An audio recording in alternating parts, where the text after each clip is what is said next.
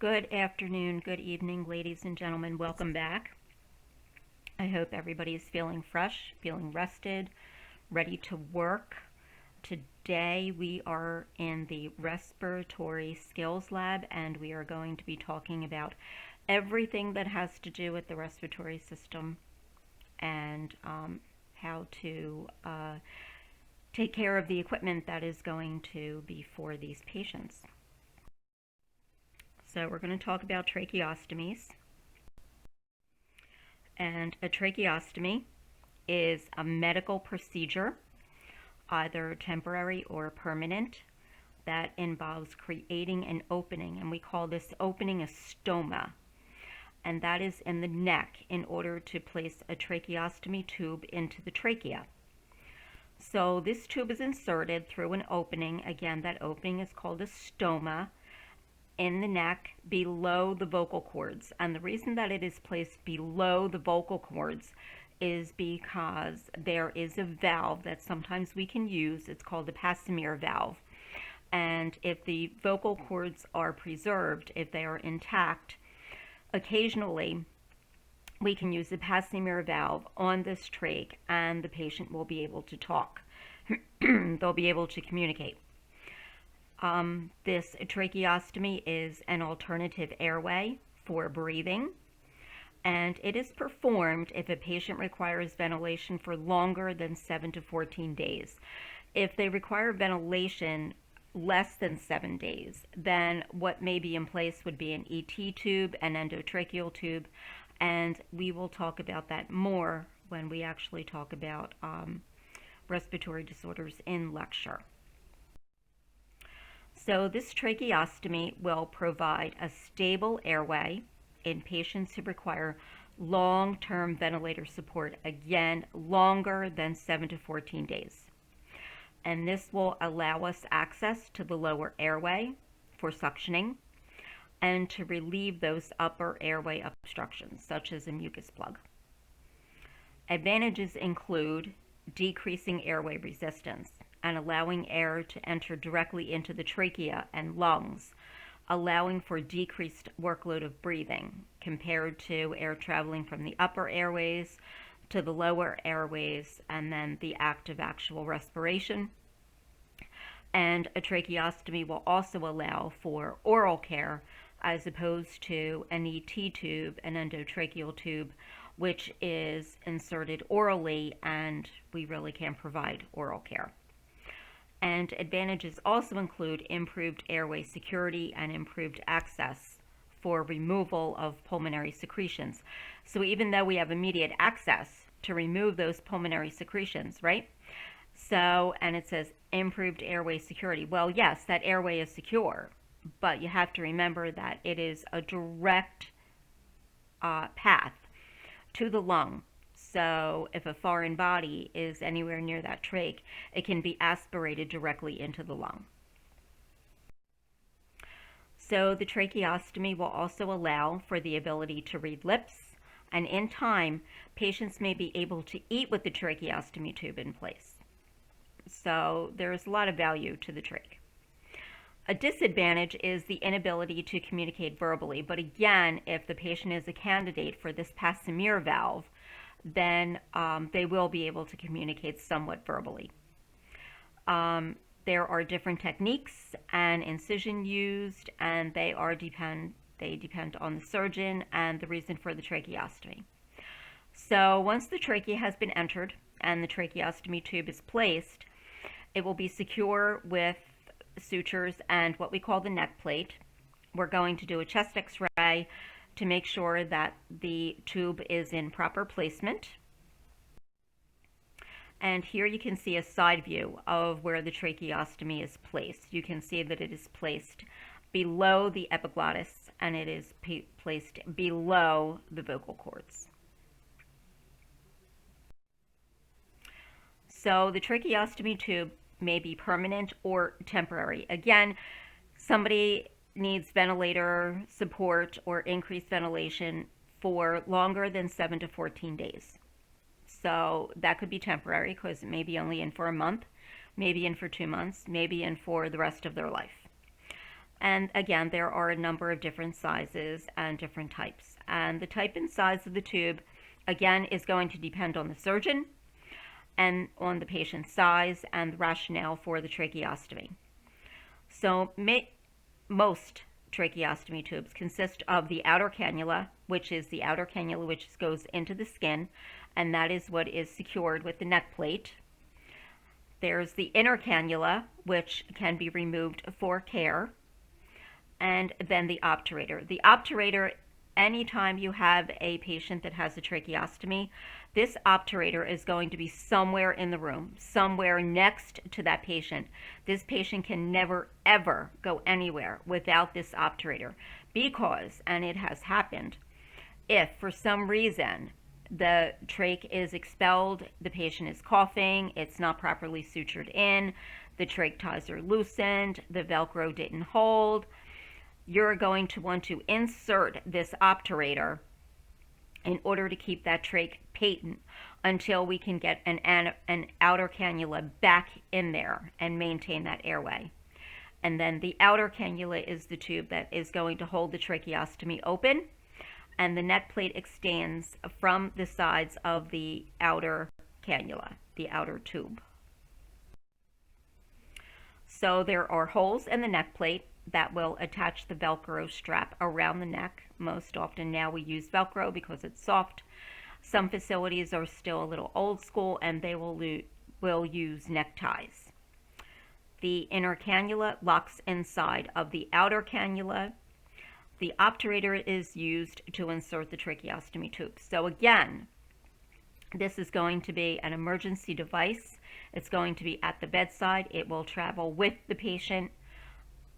I always taped mine to the head of the bed. This way, if something happened to my trach patient, all I had to do was go right to the head of the bed and take it. I've seen it placed in boxes, and I've seen it hanging from, IV poles in the room. Well, if the IV pole gets taken out, and, there goes the obturator. So I always taped it either to the bed or to the wall. Most tubes are made of metal or plastic. More often than not, right now, they are made of plastic. I haven't seen a metal one in a very long time. Tracheostomy tubes have an inner cannula that can be removed for cleaning, or sometimes they are disposable. More often than not now with, everything being disposable. When you're doing your trach care, you're just going to take out the inner cannula, you're going to throw that away, you're going to open up your trach kit, and the new cannula will be there. And there are also cuffed and uncuffed tubes. And here you can see the parts of the tracheostomy tube. There is the pilot balloon, and that is cuffed. And then there is the neck plate and the inflated cuff, which is going to help to hold the trach in place. Then there is the inner cannula. You can see how the inner cannula will fit into the outer cannula and how it can be removed for care. And if it's disposable, we're just going to throw it away. And then you can see the obturator. And again, the obturator is what you're going to place inside that trach site in order to maintain that airway.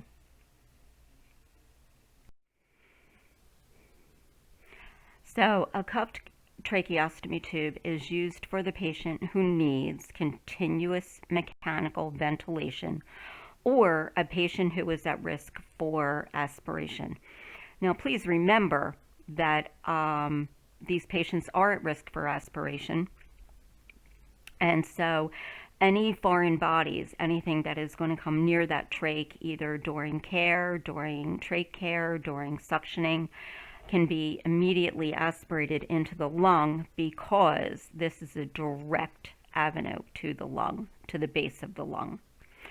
And an uncuffed tracheostomy tube is used for patients who are ready for decannulation, and that is the process of removing the tracheostomy tube, or they are not receiving mechanical ventilation.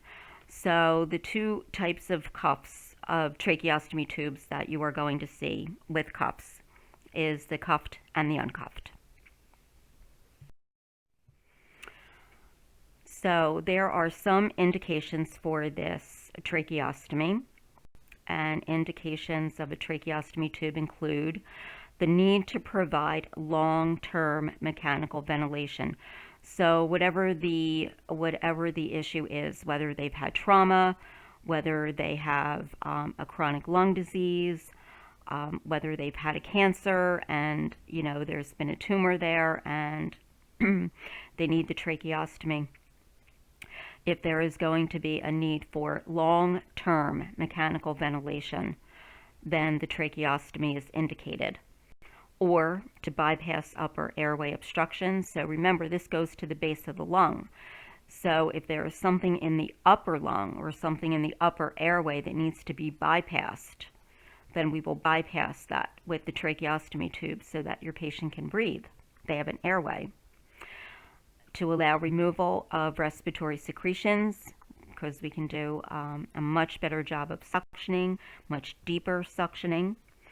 To allow for a more secure airway. And yes, this is a secure airway. It is, because again, it is going right to the lung. But then there is also that risk for aspiration.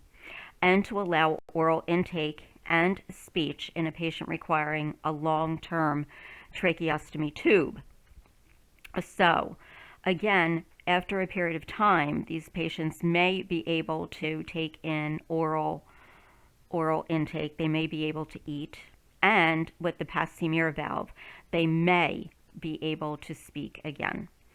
And the tracheostomy also allows for increased mobility for a patient and decreases the risk for aspiration. Decreases the risk for aspiration because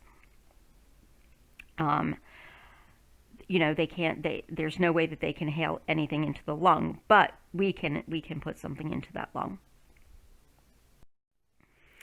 And tracheostomy care is provided each shift and as needed or indicated by the facility's policy and protocol.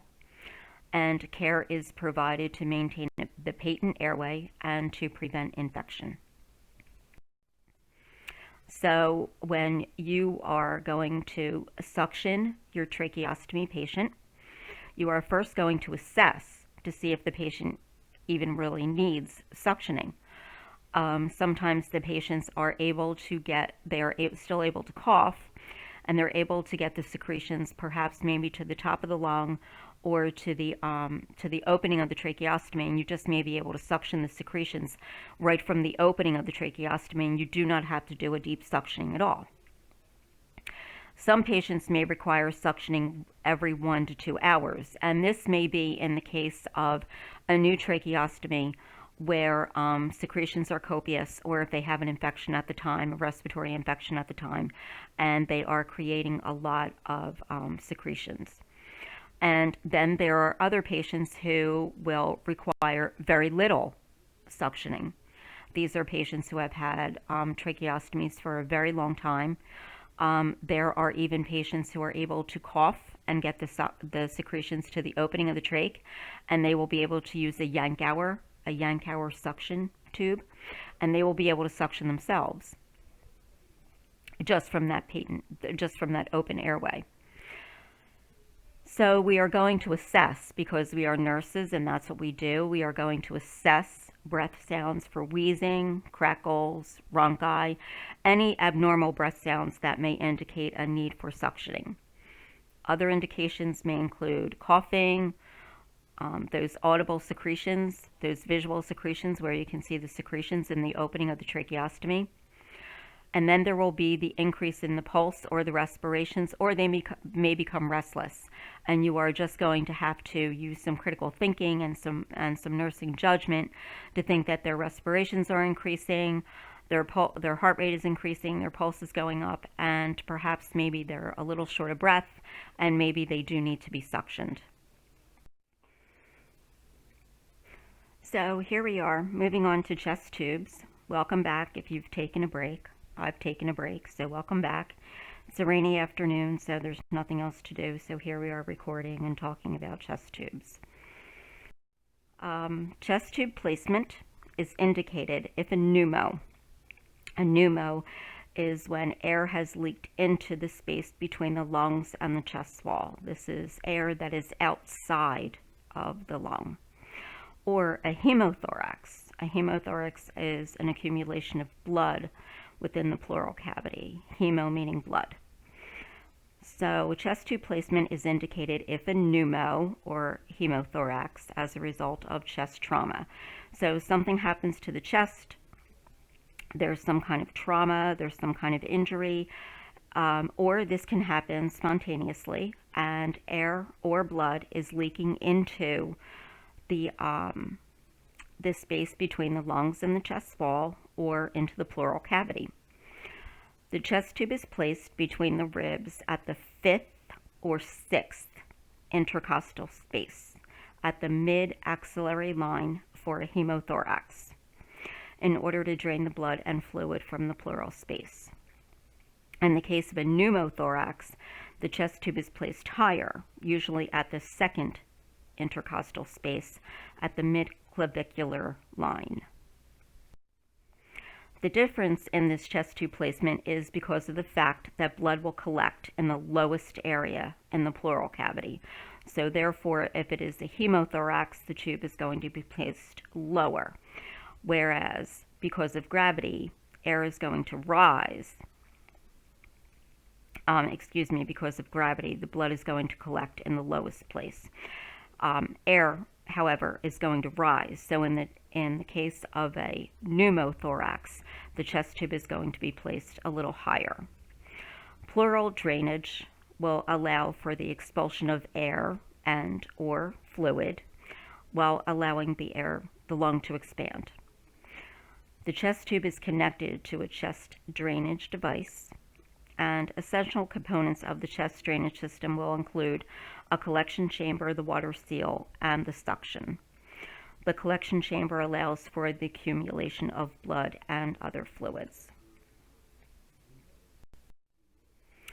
The water seal will act like a one-way valve, allowing for the removal of the air or the blood over time without the introduction of air back into the pleural space, because remember, air going into that pleural space is going to increase the pneumothorax. So initially, suction is applied to assist in the re-expansion of the lung, and this suction will be discontinued as the lung expands. So what are your nursing responsibilities with a client or a patient with a chest tube? You are going to assess this respiratory status at least every 2 to 4 hours. What do we mean by assess? Well, are they short of breath? What are their breath sounds? We are going to want to listen to those lungs. Check their respiratory status, maybe look at a pulse ox. What are their respirations? You will maintain a closed system. You will tape all the connections and secure the chest tube to the chest wall. The reason that we do this is so that we need to maintain the integrity of this chest tube, because if we lose the integrity of this chest tube, then air can leak in and again cause a tension pneumothorax. So these measures are important to prevent inadvertent tube removal or dislodgement of the system's integrity. You want to maintain the integrity of this chest tube. You will keep the collection apparatus below the level of the chest, and you are going to check these tubes and look for kinks or loops, as this can interfere with drainage, and then drainage will not be able to collect. Now, if you have been with me in the clinical area, you will know that one of the things that I will not accept under any circumstance is that bed being in an upright, meaning an elevated position off of the floor with that patient in it. This is the only time where there is an exception to that rule, because sometimes when you have the drainage collection below the bed, sometimes there is not enough of a height difference, especially in the case of a hemothorax, where that blood that has accumulated in the pleural cavity needs to drain out. So the bed, sometimes the surgeon will put the bed up off of the floor, and then it will be locked so that no one will come along and lower the bed. This is the only exception to the rule. Please pay attention to this, especially if you have been in the clinical area with me, or if you are ever in the clinical area with me in the future. This is the only exception to the rule. Listen up. So one of the other responsibilities is checking the water seal frequently. So initially, there is going to be bubbling on expiration, indicating air removal from the pleural space. Later, after the air has escaped from the pleural space, the water level fluctuates with respiratory effort. This means that the lung is beginning to expand and hopefully beginning to do the job of the lung. When the pleural wall disruption is healed and everything is sealed off, the water fluctuation may longer be present. So at this point, the patient should be evaluated for chest tube removal. Continuous bubbling in the water seal chamber is an indication of an air leak. So in the beginning, you are going to see a lot of bubbling, a lot of bubbling, a lot of bubbling. Then the bubbling is going to ease off as that lung seals itself off and begins to work properly. So anytime after that, after the bubbling has decreased, if that bubbling increases, that means that there is an indication in an air leak somewhere in that tubing. So frequent assessment of the system is important to ensure appropriate functioning. That is your responsibility in maintaining this chest tube and this patient that has a chest tube. You will measure the drainage every 8 hours, marking the level on the drainage chamber. Now, maybe the surgeon is a little concerned, maybe doctor is a little concerned, and he wants, to monitor the drainage less or more frequently. So you will always follow doctor's order.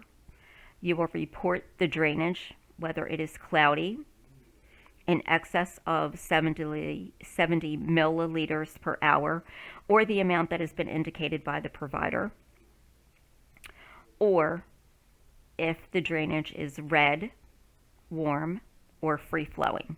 Red, free-flowing drainage indicates hemorrhage, whereas cloudiness may indicate infection. So anything other than what you would see as normal drainage, usually clear. So if it is cloudy, you're going to report it to the doctor, and definitely if it is red and free-flowing, you are going to indicate that to the doctor. You will not clamp this chest tube, ever. Never, ever, never. Because clamping the chest tube may result in increased air or fluid collection in the pleural space, which will make the pneumo or the hemothorax worse, and then clamping this chest tube may result in a tension pneumothorax. Now, however, listen up. Putting this chest tube in and taking this chest tube out is very, very painful to the patient. So once the chest tube is in and the chest tube has done its job and you do not see that bubbling anymore, and doctor will suspect that the pneumothorax or the hemothorax has healed, doctor may clamp that chest tube because he's going to want to make sure that that lung stays reinflated and can work properly. So doctor may clamp that chest tube. You may not clamp that chest tube. Ever, never. So you will assist with frequent position changes, sitting, and ambulation. This patient can get out and sit in a bedside chair. They can ambulate in the room. They even may be able to ambulate in the hall, as long as you take that drainage device with them. Some patients are able to ambulate no further than a bedside commode or to the bathroom because they are also receiving supplemental oxygen, so they may be able to go no further than a bedside chair. So care is always needed to prevent inadvertent disconnection or removal of the tubes during movement. When the chest tube is removed, when doctor comes in and removes the chest tube, you will immediately apply a sterile occlusive petroleum jelly dressing. An occlusive dressing prevents air from entering the pleural space through this chest wound, and so that is going to prevent air from leaking in there and again causing a tension pneumothorax. You, of course, will have all of these supplies ready for doctor when he goes in and is ready to remove this chest tube. So complications of chest tubes. Attention pneumothorax, may occur if air or blood collects in the pleural space and it is not removed. So all of this is going to cause compression on the outside of the lung and cause the lung to go down. So if this is left untreated, the positive pressure in the pleural cavity increases and then the affected lung will collapse. If this is not addressed, as the positive pressure increases, it may cause what we call a mediastinal shift toward the unaffected side, which means that everything in that pleural cavity is going to shift to the unaffected side. This can result in compression of the heart, the vena cava, the aorta, and contralateral, which is the unaffected lung. Tracheal deviation toward the unaffected side is a hallmark sign of a tension pneumothorax. This is a life-threatening emergency because left ventricular heart failure and reduced cardiac output can occur. Again, this is life-threatening. So in emerging cases of a tension pneumothorax, a needle decompression must be done to remove the air from the pleural space. A large bore needle, either a 14 gauge or a 16 gauge, it is a very large bore needle, is inserted between the ribs at the second intercostal space to allow the rapid evacuation of the air or the blood. And then this is immediately followed by a chest tube insertion. So, whenever we suspect or for trauma or injury to the chest and doctor suspects that there is a mediastinal shift, this is what he will do immediately, emergently, to get that air, get that fluid to begin draining to escape, and then we will immediately put in the chest tube. And so here what you will see is the mediastinal shift to the left. You can see the collapsed lung and how the air in the pleural space is collecting there. And then you can see the tracheal deviation and then the compression of the heart on the other side. Definitely a life-threatening emergency.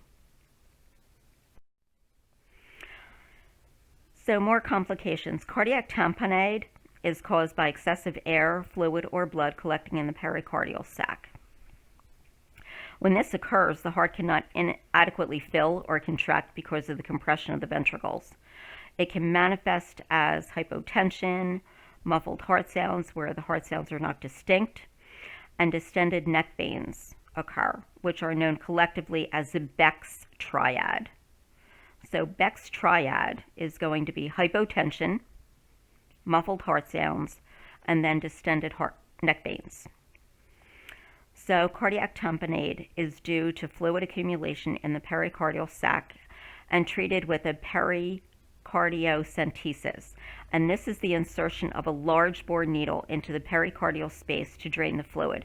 And the way that I remember this, because I am a female, is the cardiac tamponade is a collection of fluid, right? So we want to drain that fluid. We have to do something to remove this fluid. And I always remember this as draining the fluid with a large bore needle, and tamponade is tampon, which collects the fluid.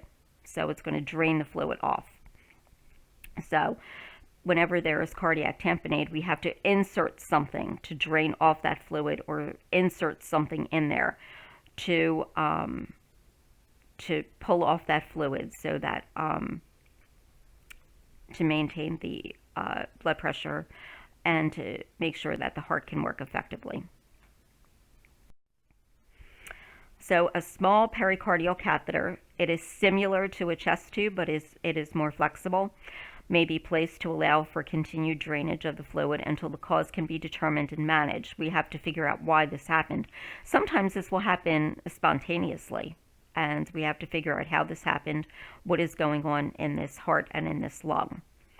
So a tension pneumothorax can create the same set of symptoms: compression of the heart due to the mediastinal shift, resulting in inadequate filling and contraction of the ventricles.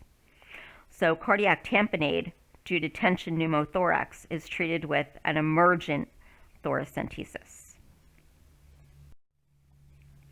So here you can see the aorta, you can see the pulmonary artery, and then you can see the pericardial sac, and then you can see the fluid buildup within the pericardial sac and how the heart is compressed because of the fluid that is compressing it, the fluid around it.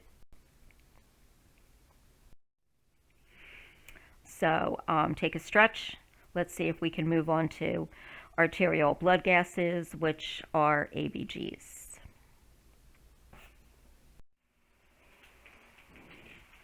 So, ladies and gentlemen, welcome back. If you've taken a break, I've certainly taken a break, and we are talking about arterial blood gases. We are talking about ABGs.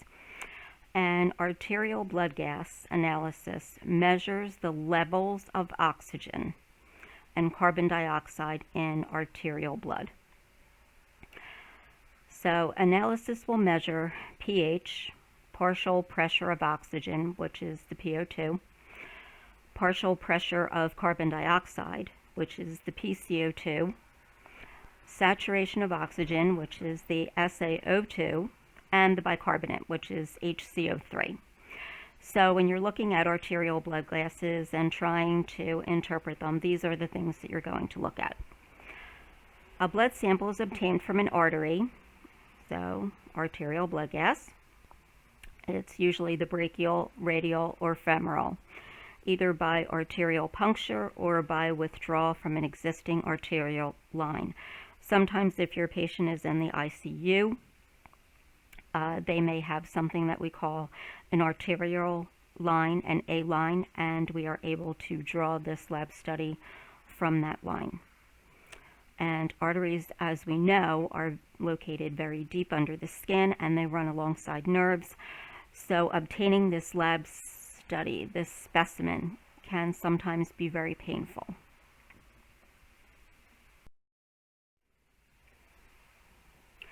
So we are talking about understanding arterial blood oxygen, and there are 3 values that are important when assessing the degree to which the tissues are receiving this oxygen.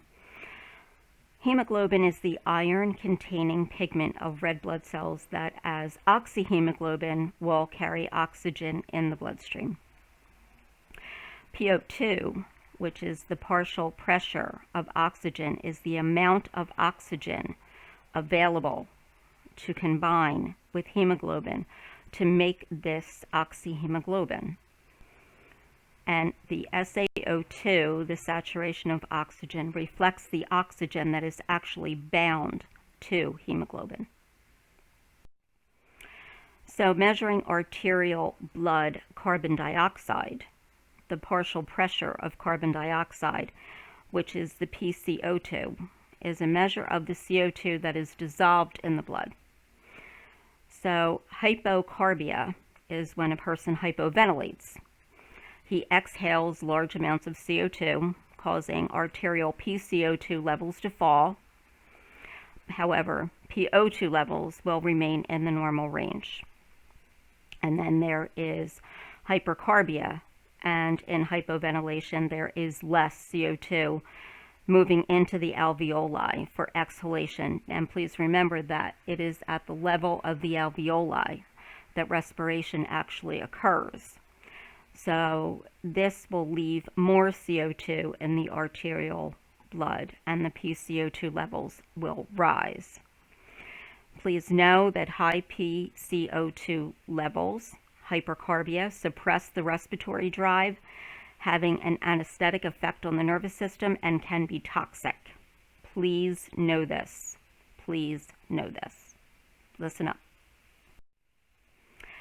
So, oftentimes when we're talking about ABGs, arterial blood gases, we are also looking at acid-base imbalances.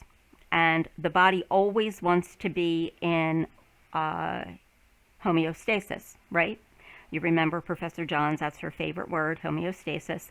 The body always wants to be balanced. The body loves to be in balance. So, whenever it is imbalanced, the body is going to strive to correct the issue on its own. So the two broad types of acid-base imbalance are acidosis and alkalosis. Please know that when the body is acidotic, the body does not like to be acidotic, and you are at risk for cardiac arrest or respiratory arrest. And acidosis will occur when the serum pH falls below 7.35. Alkalosis occurs when the serum pH increases above 7.45. Please know these levels. I usually don't ask you to know levels because wherever you are, levels are. You know, one lab will have one level, another lab will have another level. Cape Regional will have a different level, a different range. But 7.35, 7.45, these are pretty much universal, and they are usually always included in NCLEX. So arterial blood gases, ABGs, are used to monitor this acid-base imbalance. This is how we look at the acid-base imbalance, and is the body trying to correct the problem on its own, or is it going to need help from us? So acid-base balance is reflected by the pH, the PCO2, and the HCO3 values, which is the bicarb. Again, acid-base balance is reflected by the pH, the PCO2, and the HCO3 values. And here you can see the pH scale. So 7.35 to 7.45 is what we call neutral. That is like the normal, within the normal range that everyone is striving to be in.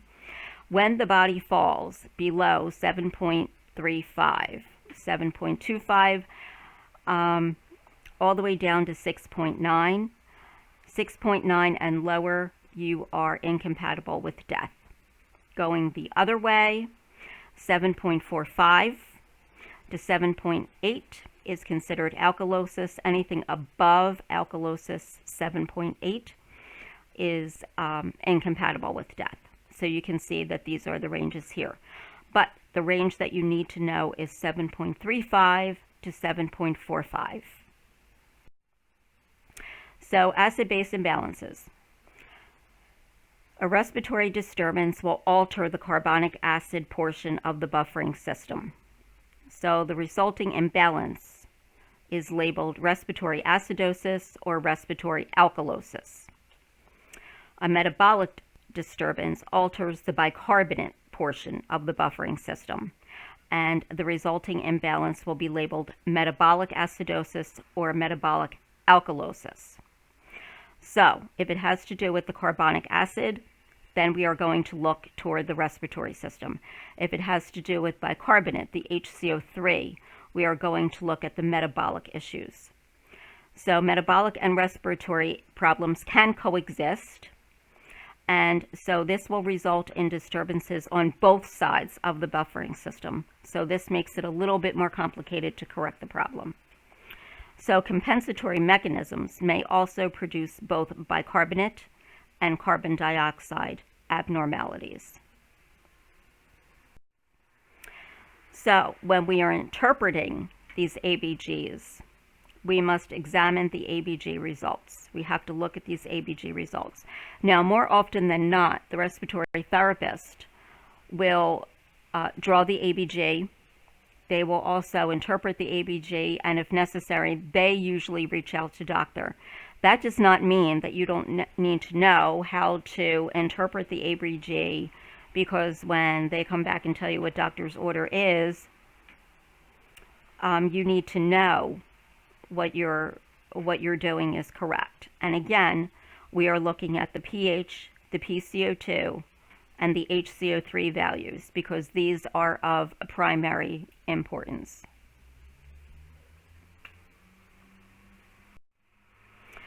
So the first thing we're going to do is examine the pH. Is your patient acidotic? Are they alkalotic? Are they falling within the normal range? So again, if the pH is low, lower than 7.35, then the blood is acidotic. If the pH is high, greater than 7.45, then the blood is alkalotic. And if the pH is between 7.35 and 7.45, the blood is within the normal range. So neutral pH is 7.4. And this is important when we are assessing compensation because, again, the body always likes to compensate itself.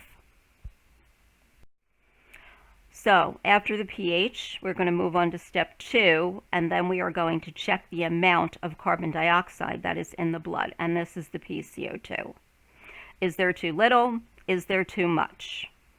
If the PCO2 is less than 35 millimeters, there is too little acid in the blood. So now your patient, you can recognize, is in respiratory alkalosis.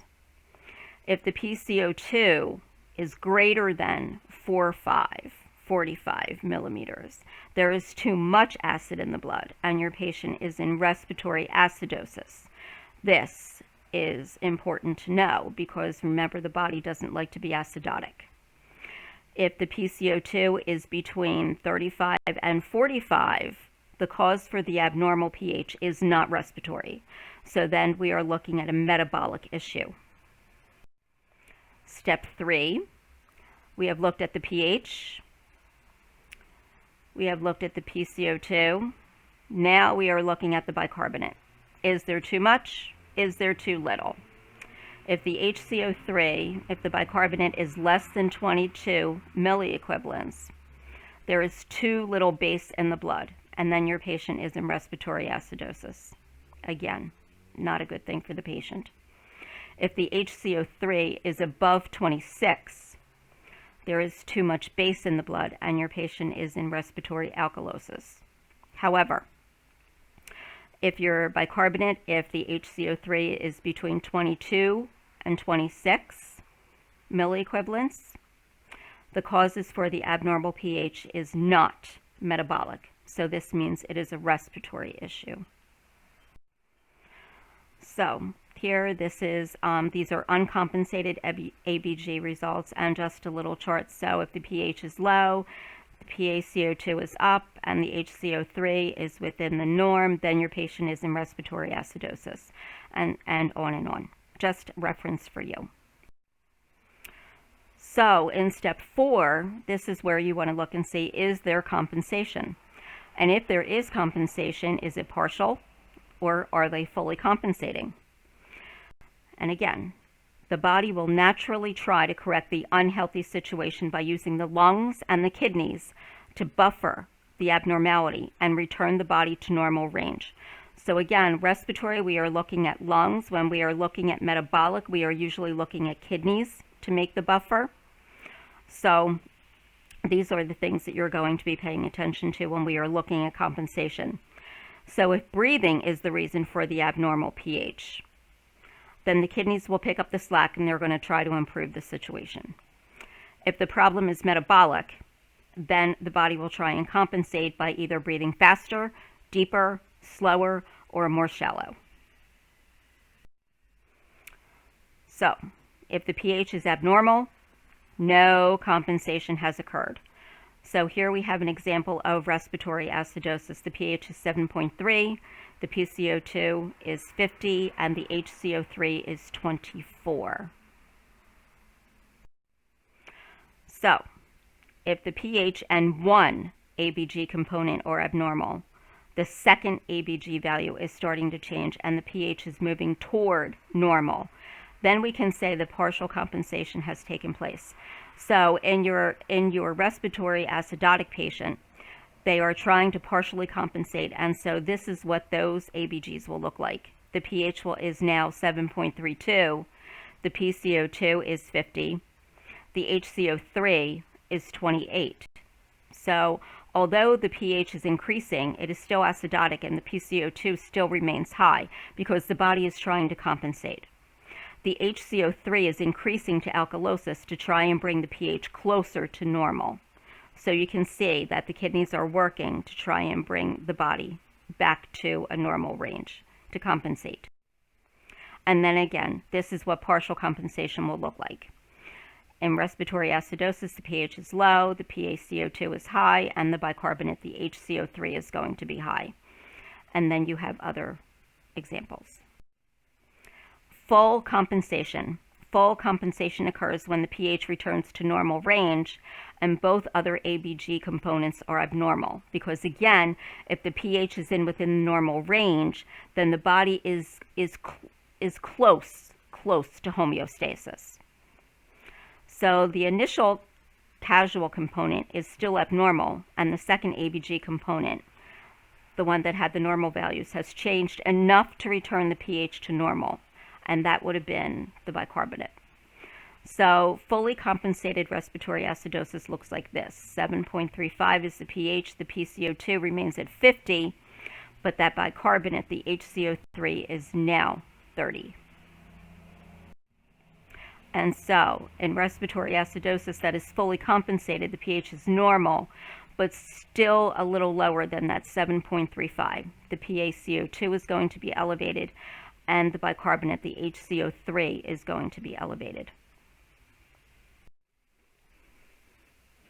So welcome back. If you took a break, we are talking about equipment, respiratory equipment. We're talking about things that help our patient to breathe. So the AMBU bag. The AMBU bag is a bag valve mask, commonly known as an AMBU bag or a manual resuscitator. It's a handheld device commonly used to provide positive pressure ventilation to patients who are not breathing or who are not breathing adequately. The mask is pressed over the patient's airway and air is forced into the lungs by squeezing the bag. And so this is called ventilation. Pushing air into the body. Our active breathing, AMBU bag, mechanical ventilation, all of those things are known as ventilation. So the bag is squeezed out and then reinflated repeatedly to resuscitate the patient and provide oxygen if the patient cannot breathe on their own. And the AMBU device can provide 100% oxygen. The incentive spirometer. Now you will see this at you should see this at every post-op patient bedside.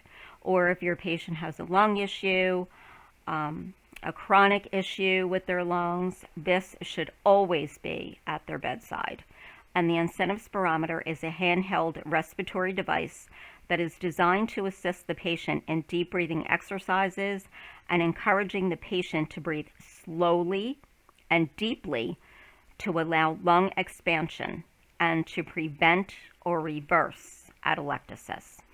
So this is something besides coughing and deep breathing exercises that we can do with our patient to increase their lung expansion.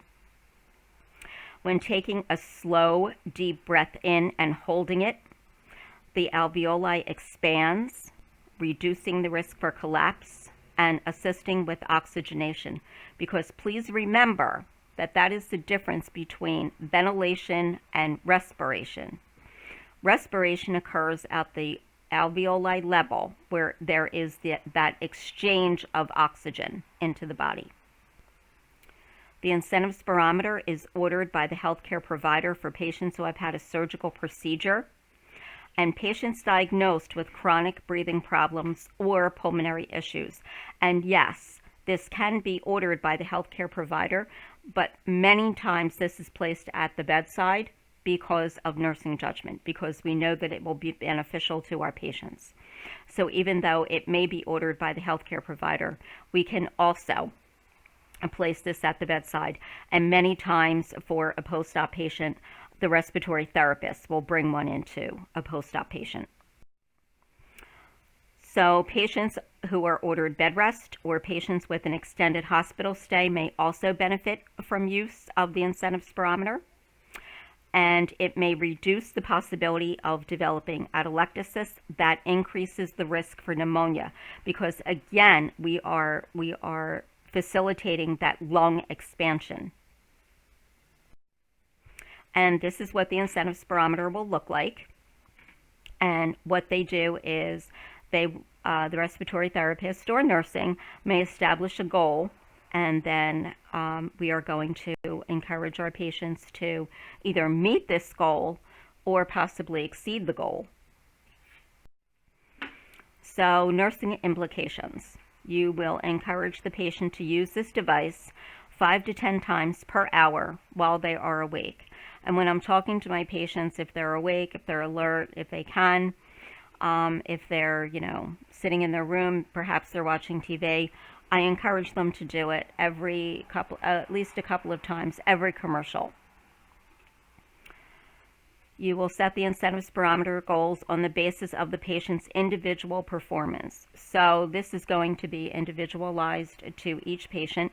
My goal may not be the same as your goal. For surgical patients, teaching and setting of goals are best if done preoperatively. And sometimes, yes, by nursing, this is done preoperatively in the pre-op area while we're doing pre-op teaching.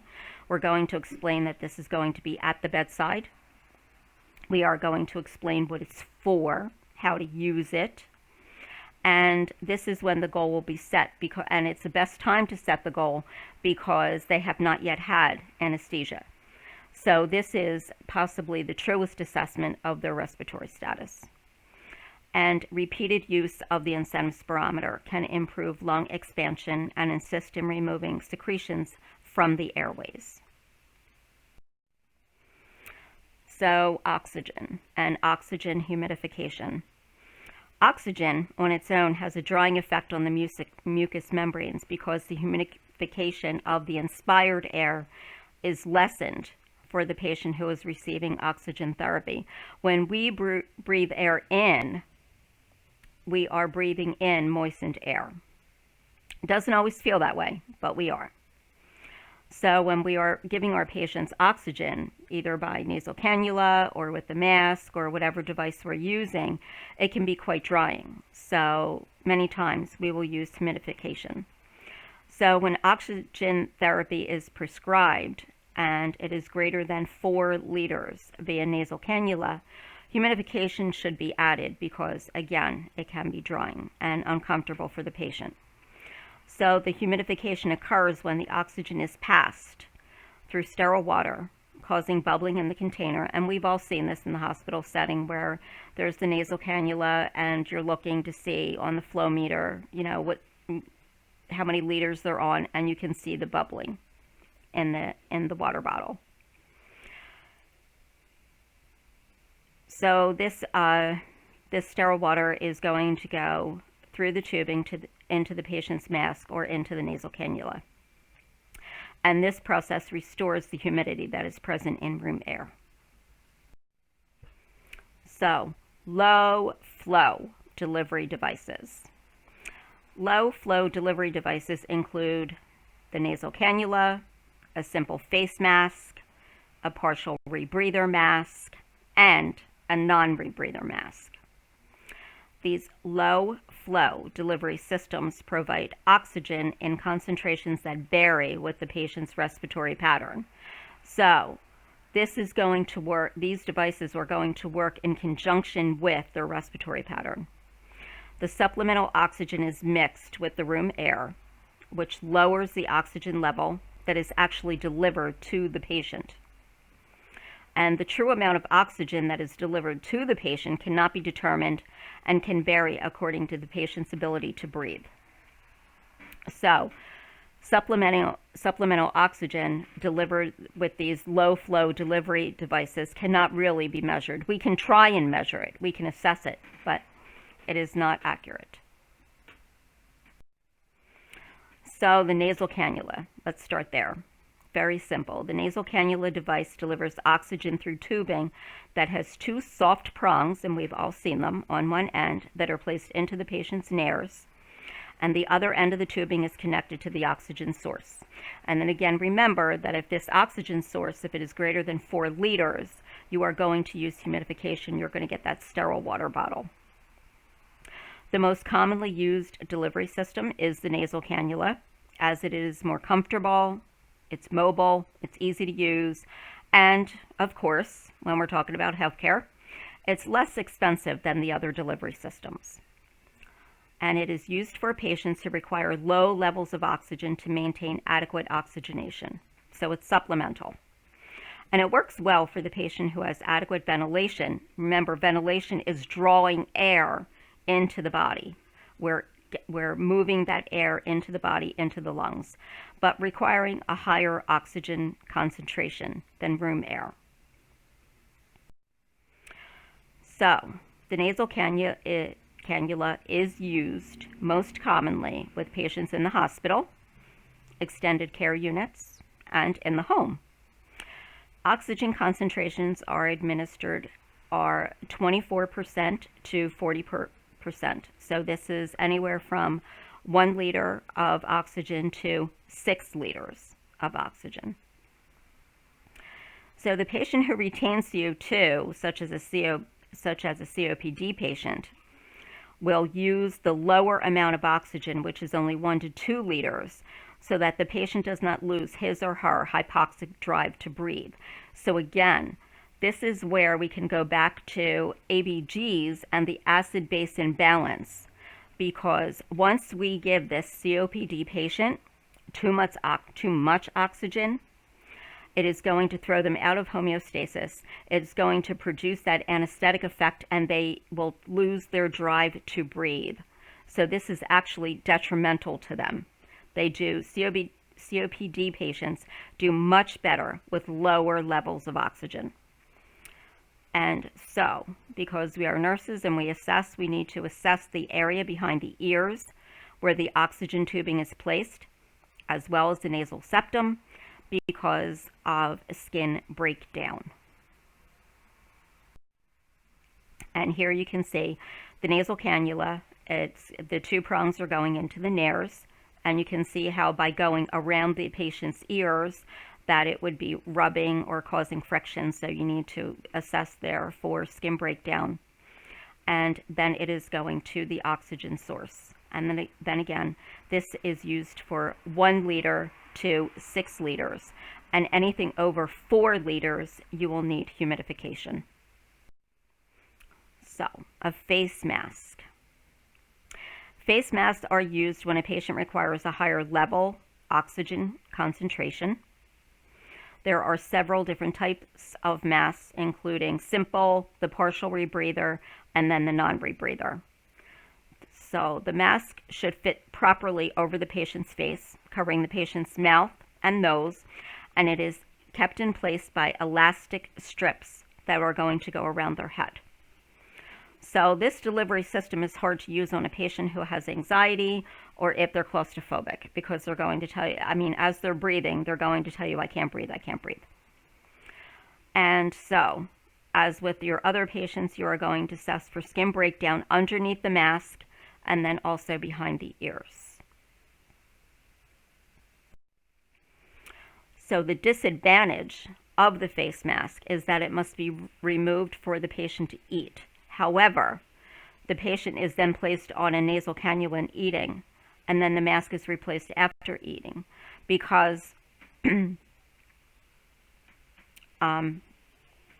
eating for COPD patients, for bronchitis patients, any patient that has a respiratory issue, eating for them is very hard work. It's very hard work for them because they can't eat and breathe at the same time. It sounds strange, I know, but the body is working so hard to do one or the other that they really can't eat and breathe at the same time.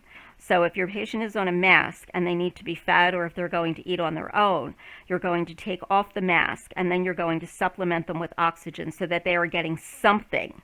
They're receiving something while they are eating. And then you're going to take away the nasal cannula and then you're going to replace it with the mask. The simple face mask.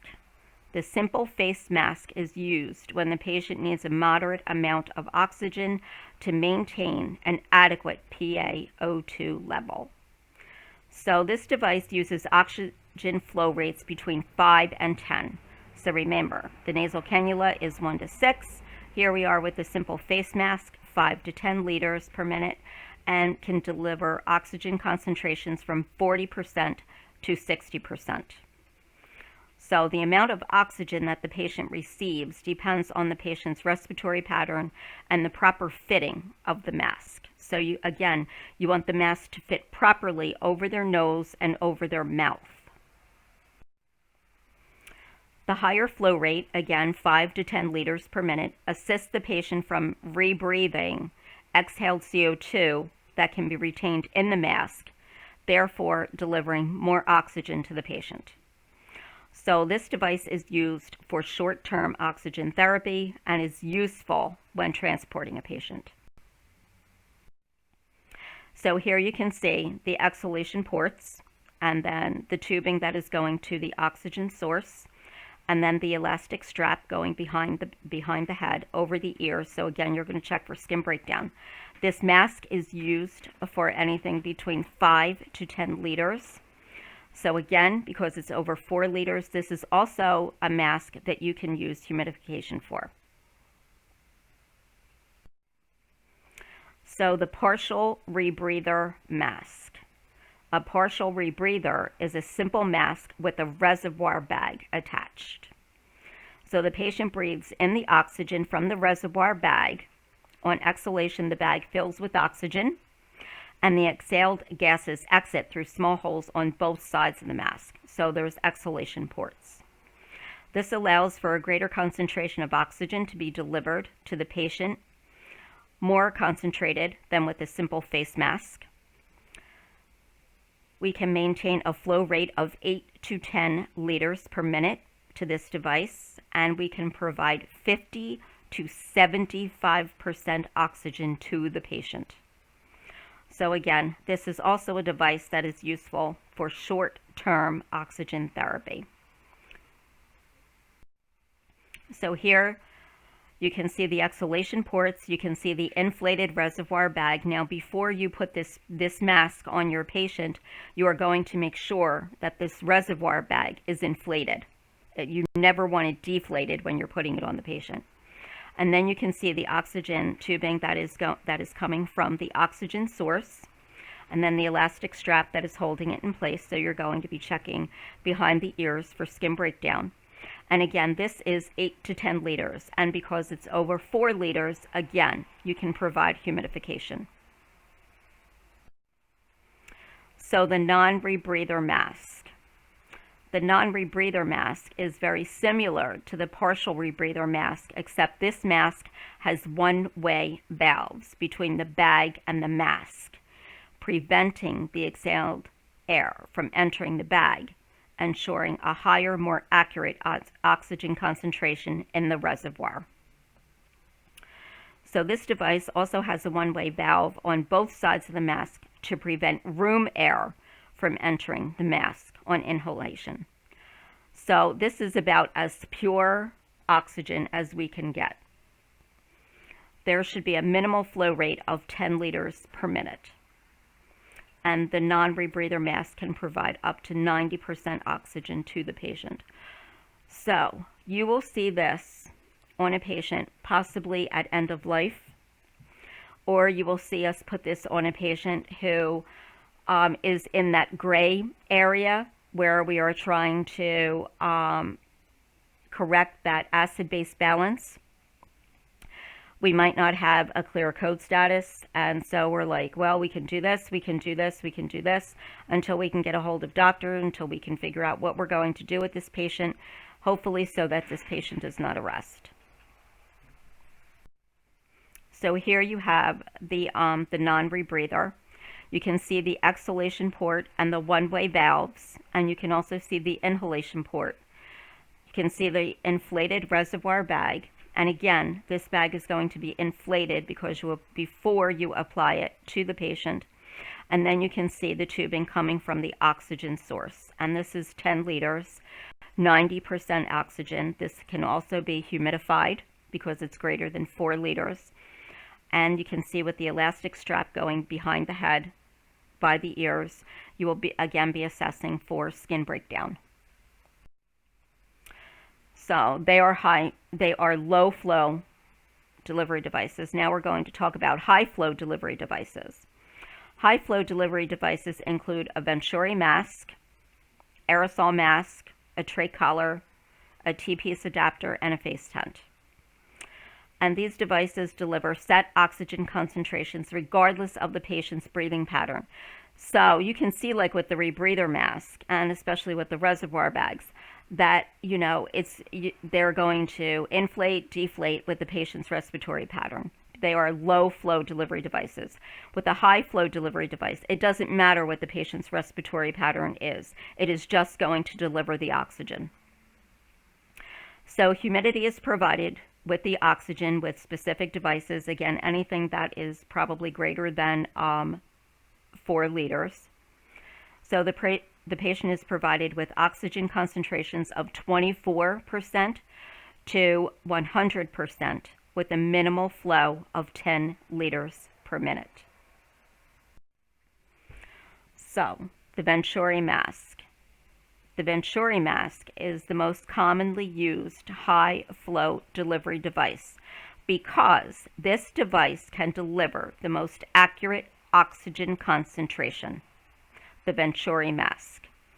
This device can deliver oxygen concentrations of 24% to 60% by using different adapters and by adjusting the oxygen flow from 2 liters to 15 liters per minute.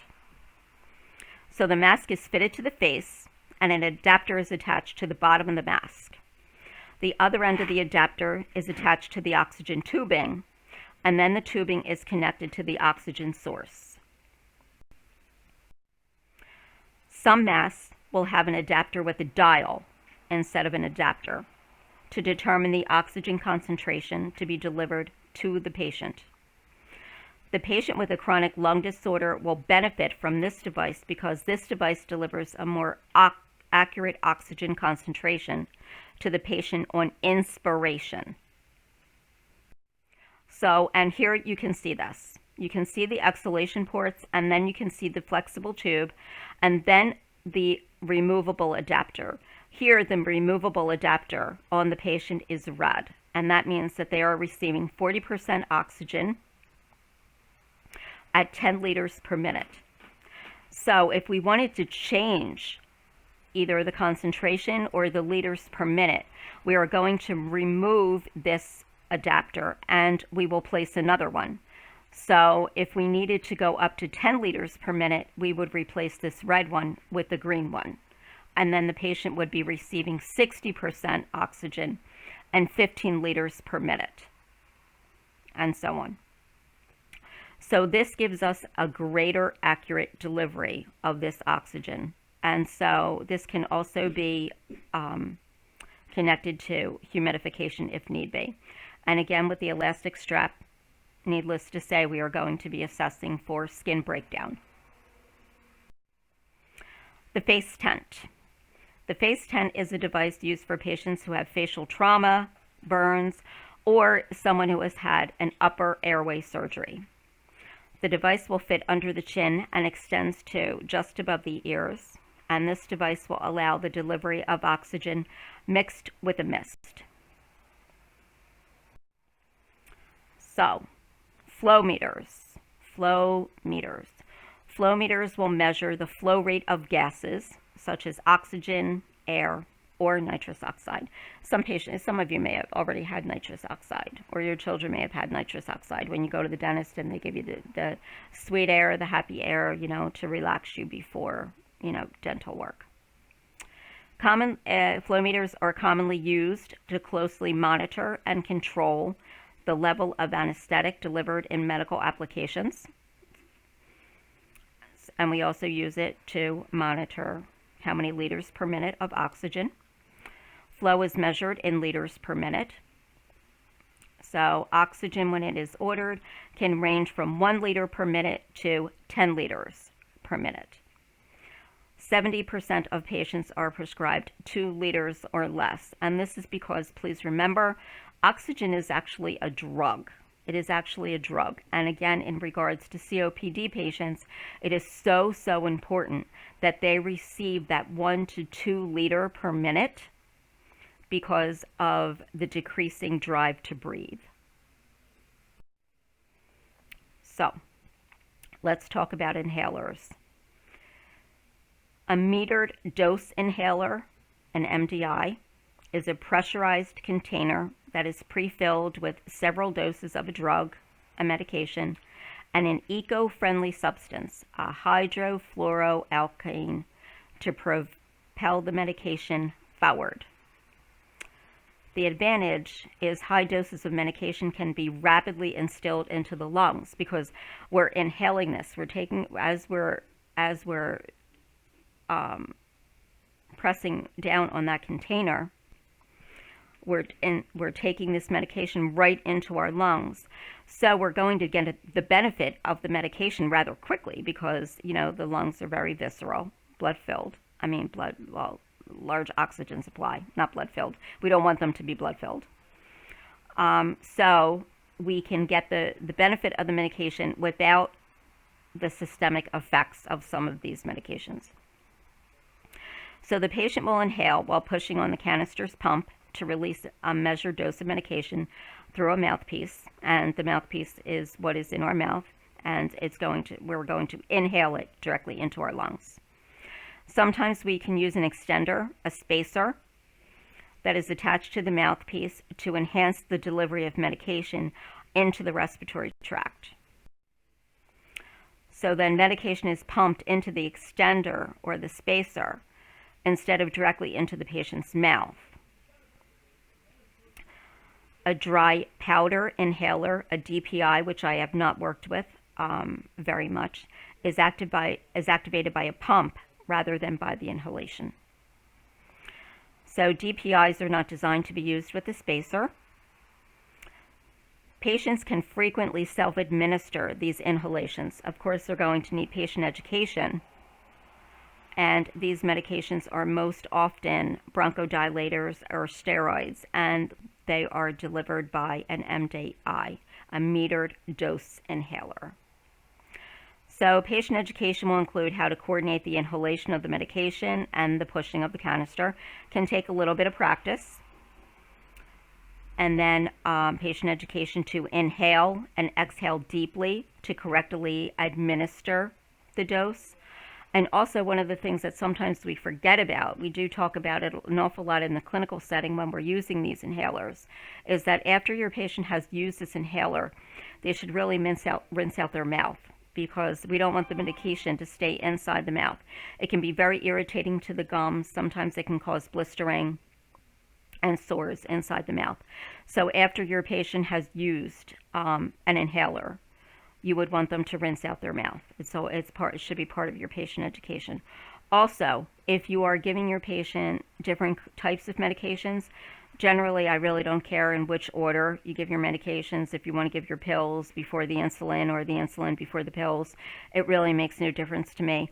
But this medication, the MDI, the inhaler, should be given last, because you don't want to give your patient the metered dose inhaler, have them rinse out their mouth, and then say, okay, here we go. Now there's, you have to take your pills. I usually hold off the inhalers until the very last. So here, this is a metered dose inhaler, so you can see the canister, and this is what they're going to press down on to deliver the medication. And you can see it coming out as an aerosol.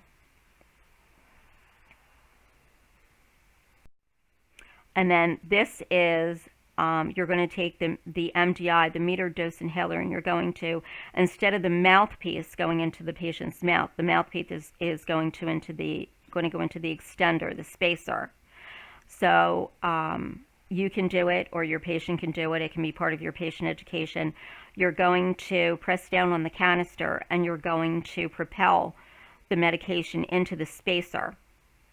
And then they're going to inhale it via the mouthpiece on the spacer. And if they have done it correctly, some spacers will have a whistle, and the patient will hear the whistle when they have done it correctly. That's how they know that they've done it correctly. So a neb treatment, a nebulization treatment, and we've seen these. We've seen these in the hospital. And we've seen them also in the nursing home setting. Nebulizer treatments are prescribed by a healthcare provider and are usually administered by a respiratory therapist or another trained healthcare provider, because sometimes in the nursing home setting, there really isn't a respiratory therapist, so the nurses will administer the nebulization treatment. Neb treatments use bronchodilators, corticosteroids, and other mucolytic agents to assist in thinning secretions, reducing bronchospasm, and to reduce edema or inflammation of the bronchioles. So what happens with the nebulizer is the nebulizer will change the liquid medication into a mist, and then the patient will breathe it, inhale it, breathe it into their lungs, and again, they get the benefit of the medication because the medication is going directly where it needs to go. It's going into the lungs, it's going to start to work, and they do not get those systemic effects. So auscultation of the breath sounds and monitoring of vital signs are performed before and after each treatment. Of course, if you're going to give a neb treatment, you're going to want to assess the breath sounds before and then again assess the breath sounds after the treatment, because we want to know, has this treatment been effective? So the breath sounds, vital signs, and patient response to the treatment are noted in the patient's chart, and that is the documentation that you will do. All right, guys, that's all I have. Questions, comments, concerns, please reach out.